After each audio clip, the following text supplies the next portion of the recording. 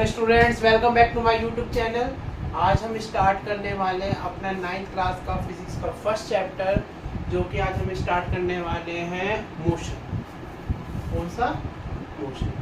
अब देखो, मोशन है जो हमारा चैप्टर। मोशन कोई ऐसी बात नहीं है। देखो, हमने थोड़ा सा ये वाला चैप्टर है ना 8th में भी पढ़ रखा है। मोशन साइंस में आपने पिछले साल पढ़ रखा है। अब इस साल 8th में थोड़ा सा क्या हुआ कि आपने मोशन को ऊपर ऊपर से पढ़ा था, ठीक है। अब हम 9th क्लास में इसको थोड़ा सा डीपली पढ़ेंगे। कैसे? डीपली। अब जब हम इस मोशन को थोड़ा सा डीपली पढ़ेंगे तो हमें समझ में भी अच्छी से आएगा, और अगर हमें समझ में अच्छी से आएगा तो हमारी क्लास 10th के लिए भी और 11th में जिनका मन है PCM लेने का, उनके लिए भी बहुत मज़ेदार वाला चैप्टर है। तो आओ चलो स्टार्ट करते हैं अपना फर्स्ट चैप्टर मोशन का, ठीक है। देखो, सबसे पहले अगर हम है ना मोशन की है ना बात करें तो मोशन है ना क्या होता है? मोशन क्या होता है? It is a object are change to position. यानी कि देखो, हमारे पास है ना कोई सा भी ऑब्जेक्ट है, जैसे कि एग्जांपल, जैसे मेरे पास ये मार्कर है। अगर मैं इसको यहाँ से यहाँ पे लेकर आ रहा हूँ, ठीक है। जैसे मान लो मेरे पास है ना पॉइंट क्या है, A है, और यहाँ पे मेरे पास क्या है, पॉइंट B है। मैं कोई से भी ऑब्जेक्ट को यहाँ से लेकर कहाँ लेकर आ रहा हूँ, B में लेकर आ रहा हूँ, तो क्या हो रहा है, उसकी जो पोजीशन है वो क्या हो रही है? चेंज हो रही है। क्या हो रही है? चेंज हो रही है। जब उसकी पोजीशन चेंज होगी तो क्या होगा? मोशन क्रिएट होगा। क्या होगा? मोशन क्रिएट होएगा। और जब मोशन क्रिएट होएगा तो क्या होगा? जब मोशन क्रिएट होगा तो क्या होगा?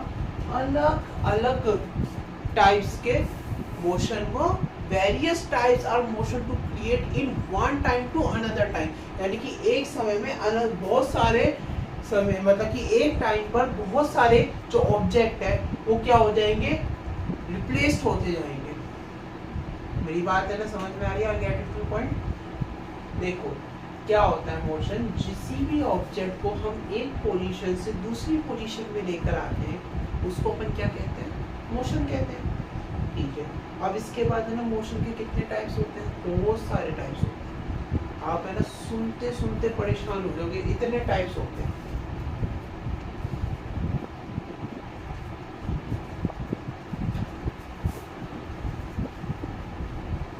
सबसे पहले हमारा आता है सर्कुलर मोशन।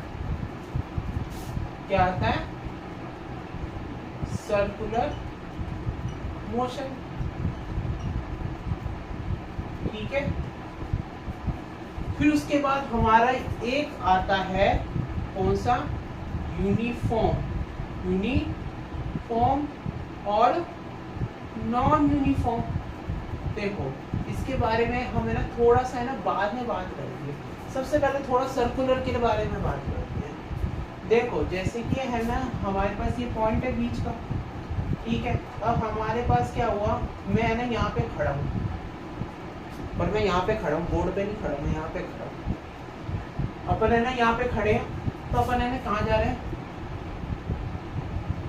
घूम के आ रहे हैं। यानी कि एक तरीके से मान सकते हो नीडल है, मैंने यूं इसको पूरा 360 घुमा दिया। अब जब मैंने इसको 360 घुमाया तो जब मैं एक बार बताऊं, जब मैं इसको यहाँ तक लेकर आऊंगा, यहाँ तक, जब इसको मैं यहाँ तक लेकर आऊंगा तब ये नीचे अपने आप जाएगा कि नहीं जाएगा? और हो सकता है नीचे यहाँ तक, क्या यहाँ तक चला जाए? जरूरी नहीं है ना कि यहीं तक जाए, हो सकता है यहाँ तक चला जाए, क्या यहाँ तक चला जाए।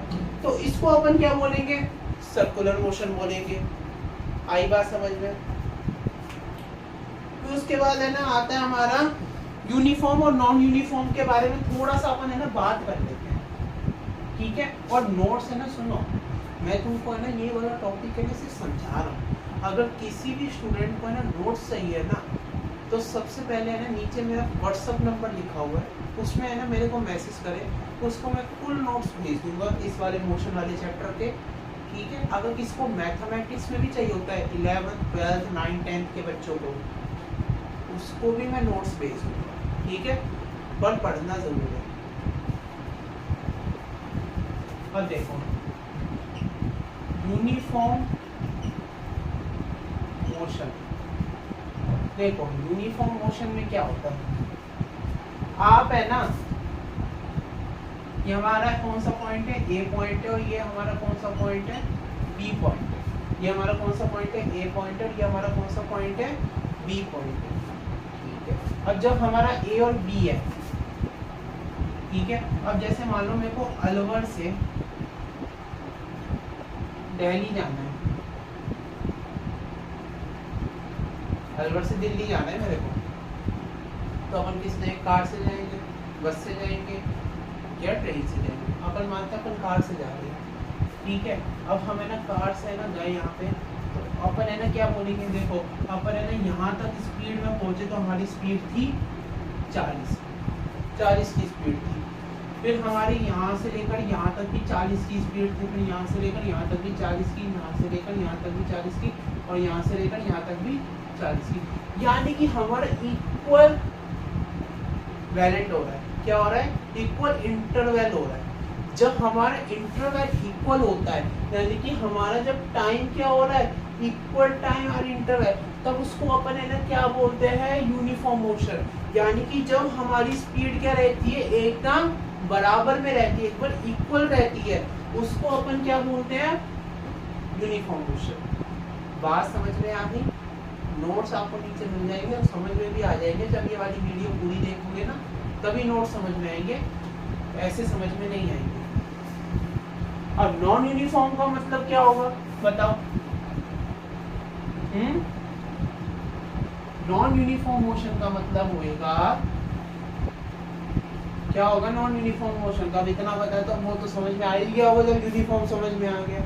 यूनिफॉर्म यानी कि non uniform motion, non uniform motion, उसमें क्या होगा, हमारा are not equal interval of time, यानी कि उसमें हमारी स्पीड सेव नहीं होगी टाइम के अकॉर्डिंग, ठीक है। जैसे कि है ना, मान लो हमारे पास ये देखो, जो ये नॉन यूनिफॉर्म मोशन है, ये आपके स्पीड में भी यूज आएगा, अभी आपके है ना वेक्टर पढ़ोगे उसमें भी यूज आएगा, फिर उसके बाद आप पढ़ोगे average, non uniform motion average, ऐसा ये भी पढ़ो उसमें भी आएगा। तो ये नॉन यूनिफॉर्म और यूनिफॉर्म है ना, इसको थोड़ा सा समझ लोगे तो आपके लिए काफी फायदेमंद है। आई बात समझ?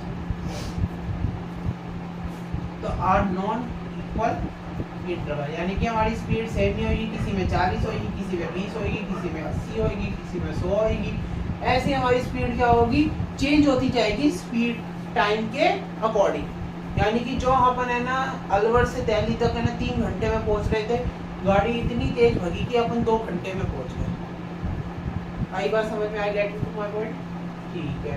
अब हमारा नॉन यूनिफॉर्म मोशन तो कंप्लीट हो चुका है, और भी कुछ पढ़ना है, मन कर रहा है? ठीक है, देखो अब अपन क्या करेंगे,